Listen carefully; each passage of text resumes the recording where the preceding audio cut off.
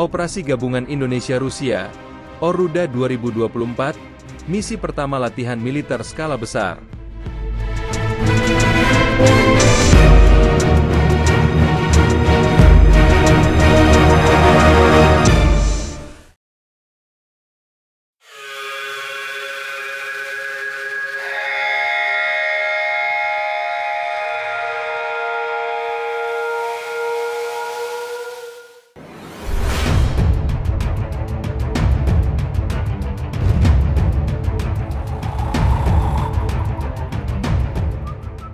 Halo sahabat berjaya negeriku, kali ini kita membahas sebuah perkembangan besar dalam hubungan militer antara Indonesia dan Rusia.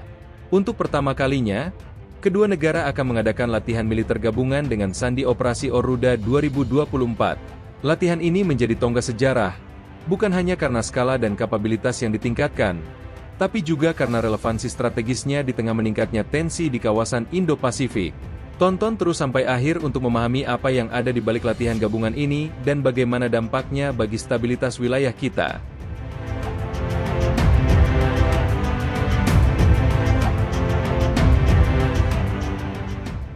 Indonesia dan Rusia telah memiliki hubungan erat dalam pertahanan sejak era 1960-an, ketika Indonesia pertama kali membeli peralatan militer dari Uni Soviet. Hubungan ini berlanjut dalam pembelian alutsista seperti jet tempur Sukhoi, helikopter Mi-17, hingga tank BMP-3F. Selain transaksi alutsista, hubungan pertahanan semakin berkembang ke arah kerjasama strategis, termasuk latihan militer gabungan seperti Oruda 2024. Latihan ini menggambarkan hubungan yang semakin erat, dengan tujuan memperkuat pertahanan Indonesia dalam menjaga kedaulatan wilayah dan menghadapi tantangan geopolitik di kawasan. Latihan ini akan melibatkan beragam operasi militer, seperti manuver laut, simulasi serangan udara, dan operasi berbasis darat. Berikut adalah beberapa detail tentang jenis latihan yang akan dilakukan dalam Oruda 2024.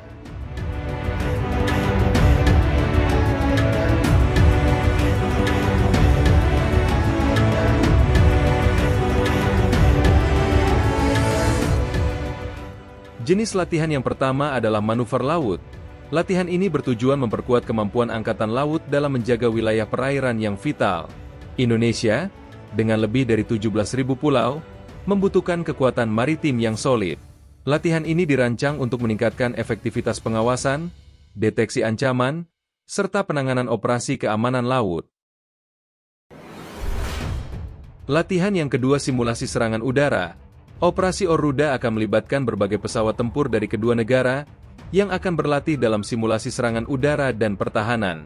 Kemampuan udara sangat penting, terutama dalam menghadapi ancaman dari wilayah udara yang kerap digunakan oleh pesawat asing tanpa izin. Melalui latihan ini, personel TNI AU dan Rusia bisa berbagi strategi dan teknik dalam melawan serangan udara serta melatih respons cepat. Dan latihan yang ketiga operasi pertahanan darat, tidak hanya di laut dan udara, latihan juga mencakup aspek darat yang akan melibatkan pasukan infanteri dan pasukan khusus dari kedua negara. Ini untuk menghadapi berbagai skenario ancaman, baik di perbatasan maupun dalam penanggulangan situasi darurat nasional. Rusia memiliki pengalaman luas dalam operasi darat, dan melalui latihan ini, Indonesia bisa belajar dari teknik yang diterapkan oleh militer Rusia dalam berbagai operasi. Latihan ini bukan hanya soal peningkatan kemampuan teknis, tapi juga menciptakan sinergi dalam strategi pertahanan. Melalui Oruda 2024, TNI mendapatkan pelatihan dan pengalaman baru yang dapat diterapkan di kawasan Indo-Pasifik. Bagi Rusia, ini juga merupakan kesempatan memperkuat pengaruh di kawasan Asia Tenggara. Berikut adalah manfaat utama yang bisa didapat Indonesia. Manfaat pertama yang bisa didapat Indonesia adalah penguatan taktik militer. Pelatihan bersama dengan negara yang memiliki pengalaman militer luas seperti Rusia memungkinkan TNI untuk mempelajari taktik baru. Ini memperkaya kemampuan TNI dalam menangani ancaman kompleks yang bisa muncul kapan saja. Manfaat yang kedua, teknologi pertahanan. Selain taktik, latihan ini membuka peluang transfer teknologi antara kedua negara. Misalnya, teknologi radar, sistem pertahanan udara, hingga teknologi komunikasi bisa menjadi bagian dari latihan yang akan memperkuat kemampuan deteksi ancaman. Dan manfaat yang ketiga, peningkatan daya tawar internasional. Latihan ini menegaskan posisi Indonesia di kancah internasional, yang terus memperluas aliansinya tanpa terikat pada satu kekuatan besar saja.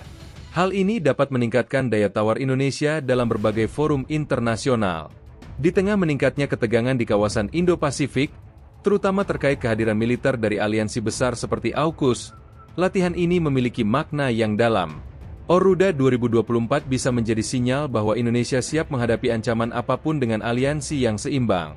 Selain itu, ini juga bisa diartikan sebagai langkah menjaga keseimbangan kekuatan di kawasan, yang mendukung terciptanya stabilitas tanpa dominasi satu pihak.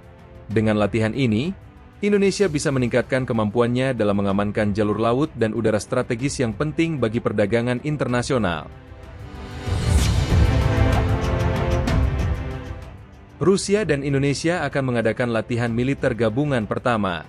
Latihan Angkatan Laut Oruda akan berlangsung pada bulan November di Indonesia, kata utusan Rusia.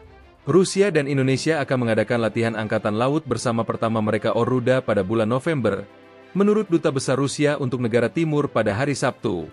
Pada bulan November, sekelompok kapal dari Armada Pasifik akan melakukan kunjungan persahabatan ke Pelabuhan Surabaya.